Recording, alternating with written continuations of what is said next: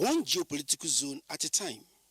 That is the unfolding narrative of the Free to Shine Triple Elimination campaign as it moves from its maiden launch in north-central Nigeria to the northwest, bringing more stakeholders on board the fight against HIV/AIDS, hepatitis and syphilis.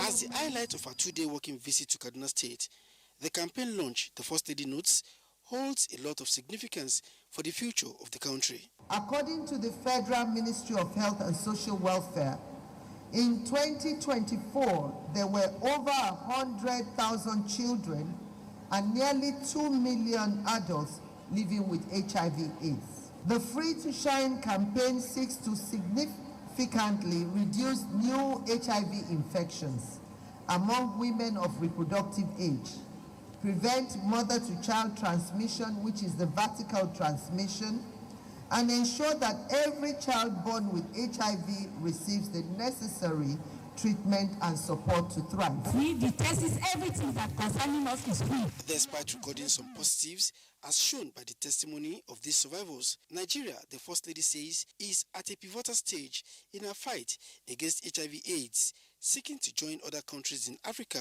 who have achieved the UN AIDS 95-95-95 target by 2030. We must deepen engagement with traditional and faith-based institutions to address cultural and religious influences on HIV prevention behaviors, especially those engaging in birth services, by expanding access to HIV testing services. I believe with the concerted efforts of all our stakeholders here present, especially our state first ladies, who will help disseminate this message in their various states, this deadline can be attained by the grace of God.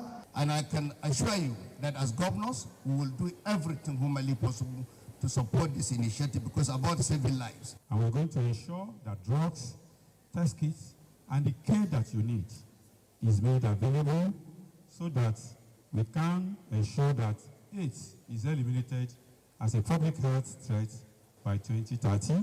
The Free to Shine campaign is one of the advocacy initiatives of the Organization of African First Ladies for Development, or AFLAD, and other development partners. What is the call to action?